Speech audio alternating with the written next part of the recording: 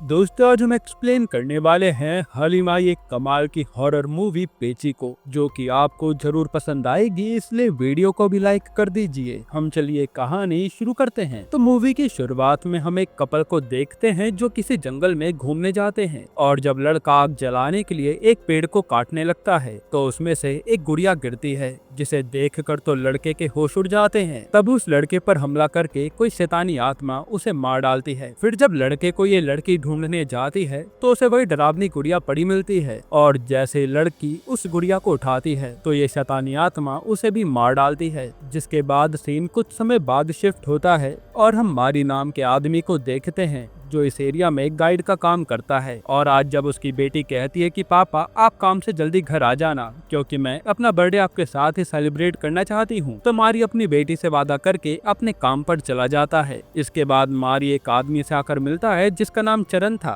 और उसी ने मारी को इस बार हायर किया था। असल में चरण अपने ग्रुप के साथ जंगल में ट्रैकिंग करने आया था, और वो मारी से कहता है कि हम कल सुबह ही ट्रैकिंग पर चलेंगे, इसलिए तैयार रहना। जिसके बाद चरण ये बात अपने ग्रुप को बताता है कि हमें कल सुबह निकलना है। पर यहाँ चरण की गर्लफ्रेंड मीना कहती है कि हमें किसी गाइड की जरूरत नहीं है, ये हमारे साथ आएगा तो फालतू में रोक टोक करेगा, इसलिए हमें अकेला ही चलना चाहिए। लेकिन चरण कहता है कि गाइड रहेगा तो लोकल रहने वाले लोग परेशान नहीं करेंगे, और पता नहीं जंगल कैसा है, जिस पर मीना भी ज्यादा नहीं बोलती। फिर अगले दिन ये लोग मारी को लेकर जंगल में ट्रैकिंग के लिए निकल जाते हैं, और रास्ते में मारी की बच्ची आकर उसे एक लॉकेट पहनाती है, क्योंकि उनका मानना था कि वो जंगल थोड़ा खतरनाक है, इसलिए लॉकेट काली शक्तियों से मारी की रक्षा करेगा। खैर अब ये लोग अपनी कार को एक जगह लगाकर ट्रैकिंग शुरू करते हैं, जहां इन्हें शुरुआत में काफी मजा आ रहा था। पर तभी मीना वहां नदी देखती है तो उसमें चली जाती है, जिस पर मारी कहता है कि मैडम यहाँ ऐसे बैठना सही नहीं है, इसलिए किसी सेफ जगह कैंप लगाकर आप रिलैक्स कर लेना। इस पर चरण भी यही कहता है, और मीना गुस्सा हो जाती है कि मैं कहीं बैठकर एंजॉय भी नहीं कर सकती, इसलिए वो मारी को सुनाकर जाने लगती है कि गाइड हो तो अपनी औकात में रहो, ज्यादा बीच में बोलने की जरूरत नहीं है। जिसके बाद ये लोग थोड़ा आगे जाकर थक कर बैठ जाते हैं। तभी इनके ग्रुप में जेरी नाम का लड़का मस्ती करने लगता है, तो चारू से एक पत्थर मारती है जो कि एक घंटी पर जाकर लगता है। तब वो आवाज सुनकर चारू और सेतु नाम का लड़का उसे देखने जाते हैं, तो यहाँ पर एक रास्ते पर कई सारी घंटियां लगी हुई थी। तब सेतु मस्ती मस्ती में वो घंटियां ही गिरा देता है, और वहाँ एक भयानक सा शोर हो जाता है, जिससे सबके सर में दर्द होने लगता है। ये देख मारी सेतु को डांटता है कि ये तुमने क्या कर दिया, ये रास्ता गांव वालों ने बंद करके रखा था और तुमने वही खोल दिया, यहाँ साफ साफ लिखा है कि इस रास्ते पर जाना मना है। तब सेतु कहता है कि फालतू बात मुझसे ना करो, और वैसे भी ये रास्ता मुझे इंटरेस्टिंग लग रहा है, इसलिए मैं तो इसी रास्ते पर जा रहा हूँ।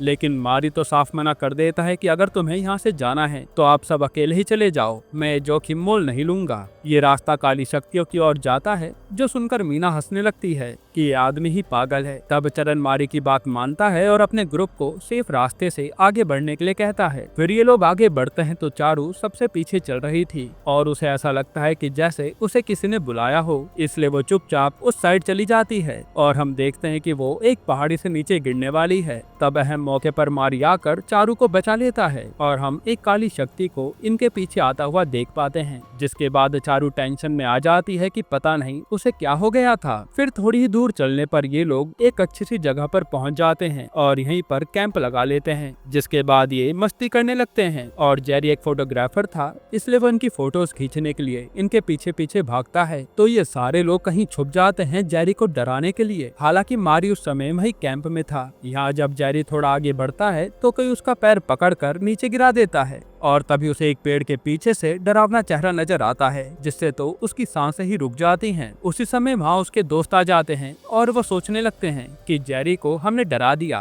पर जेरी तो उन पर खूब चिल्लाता है। फिर वो बताता है कि मैंने एक डरावना चेहरा देखा है, पर कोई उसकी बातों पर यकीन नहीं करता। तब जेरी गुस्से में वापस कैंप पर आता है, और उसके पीछे पीछे वो लोग उसे समझाने आते हैं कि हम तो बस मजाक कर रहे थे। इस पर जेरी उन्हें अपने पैर का निशान दिखाता है कि देखो किसी ने मुझे कितनी जोरों से पकड़ा था, जरूर ये कोई आत्मा है। लेकिन इन्हें लगता है कि जेरी किसी पेड़ से टकरा गया होगा तो ये निशान लग गया, इसलिए सेतु और चारू तो बस उस पर हंसे जा रहे थे। इस पर जेरी कहता है कि अगर तुम दोनों इतने ही बड़े जाबाज हो तो ये लो कपड़ा और दम है ना, तो इसे उस पेड़ पर बांध कर आओ जहाँ तुमने वो घंटी गिराई थी। और मारी ने कहा था ये डरावनी जगह है। तब सेतु और चारू उस चैलेंज के लिए हाँ कर देते हैं और वहाँ जाने लगते हैं, जिस पर मारी उन्हें रोकता है, लेकिन वो तो मारी को ही डांट कर चले जाते हैं कि बाप बनने की कोशिश मत करो। तो मारी भी कुछ नहीं बोलता। जिसके बाद चारू एक धागा रास्ते में पड़ने वाले पेड़ों पर बांधती जाती है ताकि वो वापस आते समय रास्ता न भटक जाए। फिर जब ये लोग थोड़ा आगे जाते हैं तो चारू को एक खंडर सा घर दिखता है। तो वो कहते हैं कि चलो अंदर देखते हैं कि क्या है, क्योंकि यहाँ तो कोई आता जाता भी नहीं है। जिस पर सेतु भी चल देता है। फिर ये लोग अंदर आते हैं तो यहाँ काफी सारी अजीबो गरीब चीजें पड़ी हुई थी, जैसे यहाँ काला जादू होता हो।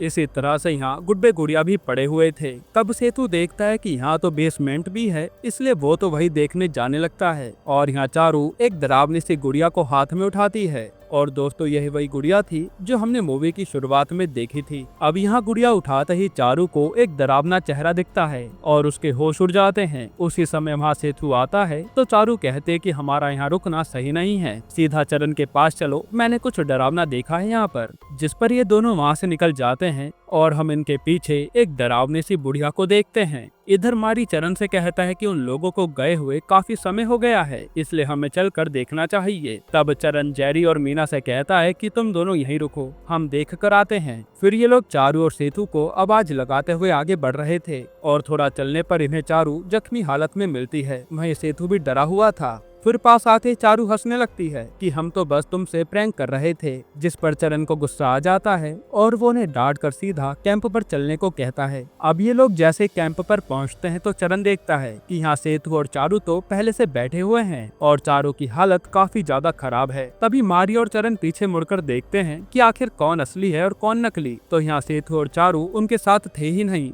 यानी उस आत्मा ने इनके साथ खेल खेला था, जो जानकर तो इन दोनों के होश उड़ जाते हैं। चरण को भी विश्वास हो गया था कि मारी की सारी बातें सच हैं और अब चारू की भी हालत धीरे धीरे बिगड़ने लगती है। असल में उसने जब से बूढ़ी औरत का साया देखा है तब से चारू का दिमागी संतुलन हिल गया है। ये देखकर सेतु कहता है कि इस मारी को जरूर पता होगा कि इस चारू के साथ क्या हुआ है, क्योंकि अभी तक तो ये एकदम ठीक थी। तब यहाँ मारी पेची का नाम लेता है और कहानी पास्ट में जाती है। मारी बताता है कि जो घर सेतु और चारू ने देखा है वो पेची का ही घर था और वो गाँव के जमींदार परिवार से आती है। पेची को शुरू से ही काला जादू करने में मजा आता था, इसलिए वो केरला के जंगल में अपनी काले जादू की विद्या को बढ़ाने गई थी। जिसके बाद वो वापस लौटी तो काफी ज्यादा ताकतवर हो गई थी और उसने अपने कई चेले भी बना लिए थे जो हर समय पेची के साथ ही रहते थे। ये लोग काली शक्तियों को खुश करने के लिए बच्चों की बलि भी देने लगे थे और जब ये बात गाँव वालों को पता चली तो वो सीधा उस पेची को मारने के लिए पहुँच गए। लेकिन पेची तो इतनी शक्तिशाली हो गई थी कि वो आंखों में देख कर ही किसी भी इंसान को वश में कर सकती थी, इसलिए उसने आए हुए एक गाँव वाले को तड़पा तड़पा कर मार डाला और इससे गाँव वाले भी डर गए कि वो पेची से बचेंगे कैसे,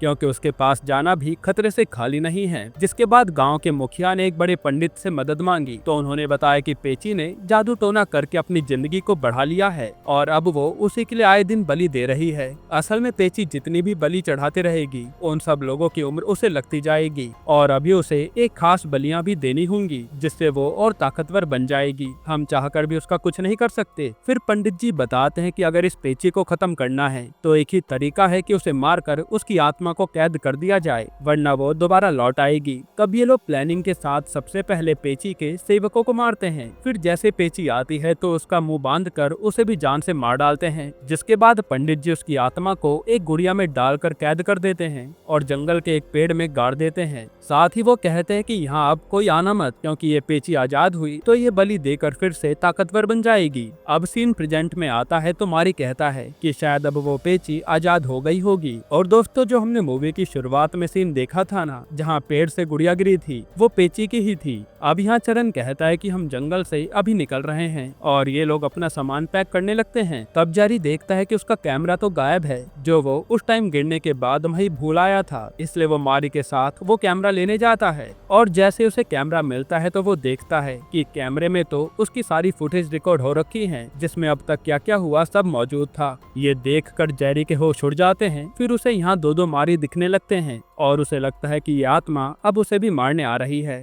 इसलिए वो असली मारी को धक्का देकर दूसरे मारी की ओर जाने लगता है। फिर वो भागते भागते उसी पेची के घर में पहुंच जाता है, जहां उसे पेची आते ही मार डालती है और मारी को अब समझ नहीं आ रहा था कि वो जेरी गया कहाँ। जिसके बाद मारी के पास चरण आता है और वो जेरी के बारे में पूछने लगता है, लेकिन मारी कहता है कि वो तो अपने आप भागकर कहीं चला गया। तब ये लोग जेरी को ही ढूंढने लगते हैं लेकिन रास्ते में इन्हें एक छोटा कैमरा मिलता है जो कि उन्हीं कपल का था जिन्होंने पेची को आजाद कर दिया था, और उसमें रिकॉर्ड हो रखा था कि पेची ने उन्हें कैसे तड़पा कर मारा। ये देखकर मारी और चरण के होश उड़ जाते हैं, इसलिए वो सीधा कैंप पर आकर कहते हैं कि हमें यहाँ से निकलना होगा। लेकिन मीना कहते हैं कि हम जेरी के बिना कहीं नहीं जाएंगे। तब यहाँ सेतु भी मारी से लड़ने लगता है कि जरूर तूने ही कुछ किया होगा। उतने में चारू कहीं जाने लगती है और तभी पेची आकर उसे उठा ले जाती है, जो देख कर तो ये लोग भागने लगते हैं। और मारी कहता है कि एक बार हम उस पेड़ को पार कर लें तो पेची हमारा कुछ बिगाड़ नहीं पाएगी। लेकिन जैसे मारी पेड़ तक पहुंचता है तो वो देखता है कि यहाँ तो उसके पास कोई भी नहीं है, और असल में उन तीनों को पेची ही भटका रही थी, जिन्हें ऐसा लग रहा था कि वो मारी के पीछे ही जा रहे हैं। इसी तरह से पेची उन तीनों को अपने घर के पास ले आती है, जो देखकर उनके होश उड़ जाते हैं। इधर मारी सोचने लगता है कि वो अपनी जान बचाकर भाग जाए, पर उसे अपनी जिम्मेदारी याद आती है, इसलिए वो अंदर जाने लगता है। तभी उस पर पेची हमला करती है, लेकिन वो लॉकेट देखकर वो भाग जाती है, और ये बात मारी भी नोटिस करता है। यहाँ जब ये तीनों भागने वाले होते हैं तभी पेची मीना को अपने घर में उठा ले जाती है। ये देखकर तो सेतु कहीं और भागने लगता है और चरण मीना को बचाने के लिए घर में जाता है। फिर हम देखते हैं कि सेतु भागते भागते पेड़ पार करने वाला था, यानी अब वो पेची से बच जाएगा। तभी उसे जेरी मिलता है ताकि वो जेरी को भी पेड़ पार करा सके। तो असल में ये जेरी नहीं बल्कि पेची ही थी जो सेतु को यही मार डालती है। वहीं मीना को होश में लाकर चरण पेची के घर से बाहर आता है और ये लोग जाने लगते हैं। तभी वहाँ मारी आ जाता है, लेकिन चरण को तो अब मारी पर विश्वास ही नहीं हो रहा था कि ये असली है या फिर वहम। इसलिए मारी किसी तरह उन्हें समझाता है कि मैं असली हूँ और तुम ज्यादा देर यहाँ रुकोगे तो मारे जाओगे, इसलिए मैं तुम्हें लेने आया हूँ। लेकिन मीना अभी भी नहीं मानती। तो मारी बताता है कि मुझे पेची कुछ नहीं कर पाएगी क्योंकि मेरे पास ये लॉकेट है और मैं मुखिया के खानदान से ही आता हूँ। पंडित जी ने मुखिया को पेची से बचने के लिए ये लॉकेट दिया था जो मेरी बेटी ने जंगल जाते समय मुझे पहनाया था, इसलिए आप मेरे साथ सेफ हैं। जो सुनकर ये लोग पेड़ पार करने के लिए भागने लगते हैं, लेकिन जैसे ये पेड़ पार करने वाले थे तभी मीना गिर जाती है और पेची आकर उसे अपने साथ उठा ले जाती है। ये देखकर तो चरण उसे बचाने भागता है और मारी उसे रोक रहा था, लेकिन चरण मारी को धक्का देकर अंदर भाग जाता है, पर उसे मीना कहीं भी नहीं मिलती। तभी उसके सामने पेची आती है और जैसे ही वो उसे मारने वाली थी तो खुद डर कर वो चली जाती है। तब चरण देखता है कि उसके पास तो मारी का लॉकेट है, और असल में मारी ने चरण के जंगल में जाते समय उसकी जेब में लॉकेट डाल दिया था ताकि वो बचा रहे। फिर चरण ये सब सोचकर बाहर जाने लगता है कि अब उसे मीना नहीं मिलने वाली, और वो जैसे ही बाहर आता है तो देखता है कि मारी को तो पेची ने मार डाला। इससे वो काफी दुखी हो जाता है। हालांकि यहाँ हैरानी वाली बात तो ये थी कि पेड़ पार करने के बाद भी पेची ने मारी को कैसे मार डाला, तो ये आपको आगे पता चलेगा। खैर फिर चरण जैसे तैसे उस जंगल से बाहर निकलकर एक गाड़ी के सामने आता है, और वो जैसे ही गाड़ी में बैठने वाला था तो उसमें उसे मीना दिखती है। उसी समय कोई उसे मारकर बेहोश कर देता है। फिर चरण को जब होश आता है तो वो पेची के घर में ही था और उसके सामने मीना बैठी थी, जिसे देखकर वो हैरानी से पूछता है कि हम यहाँ क्या कर रहे हैं। तो मीना रिवील करती है कि मैं पेची के ही साथ हूँ। असल में मीना ने ही चरण को पहले अपने प्यार में फंसाया और फिर उसको ट्रैकिंग के लिए उकसाकर इस जंगल में लेकर आई। फिर हमें पता चलता है कि मीना असल में उस औरत की पोती थी जो पेची की सेवा करती थी, और जब पेची और उसके सेवकों को मारा गया तो केवल ये लड़की बची थी। इसलिए जैसे ही पेची आजाद हुई तो उसने उस औरत से कांटेक्ट किया और इस बूढ़ी औरत ने मीना से कहा कि पेची जाग गई है, इसलिए अब तुम्हें लोगों को पेची तक पहुंचाना होगा ताकि पेची 11 बलि देकर ताकतवर बन जाए, और पेची के बाद तुम ही उसकी वारिस बनोगी, जिससे सारी ताकत तुम्हारे पास आ जाएगी। इसलिए मीना लोगों को फंसाकर कैंपिंग के बहाने उन्हें यहाँ बलि के लिए लाती है, और अब तक 6 बलि हो चुकी है, यानी अब केवल 5 बलि देनी बाकी है, क्योंकि मीना ने ही मारी को भी मारा था। यानी पेची तो उस पेड़ को पार नहीं कर सकती, तो ये काम मीना ने किया था। और अब ये सब बताकर मीना नया शिकार ढूंढने के लिए निकल जाती है और पेची आकर चरण के भी बलि दे देती है। इसके बाद हम कुछ दिनों बाद एक कार में कुछ लोगों को इसी जंगल की ओर आता हुआ देखते हैं, और यहाँ एक आदमी कह रहा था कि मेरा भाई इस जंगल से लौटकर आया ही नहीं, इसलिए मैं उसे ढूंढ कर ही रहूंगा। शायद ये चरण का भाई हो सकता है। यहीं पर ये मूवी खत्म होती है। दोस्तों, आपको ये मूवी कैसी लगी हमें कमेंट में जरूर बताइएगा, और इसके अलावा आप कौन सी मूवी या सीरीज का एक्सप्लेनेशन चाहते हैं वो भी कमेंट कीजिएगा। और अगर आपको हाल ही में एक कमाल की मूवी देखनी है तो आप ये वीडियो देख लीजिए।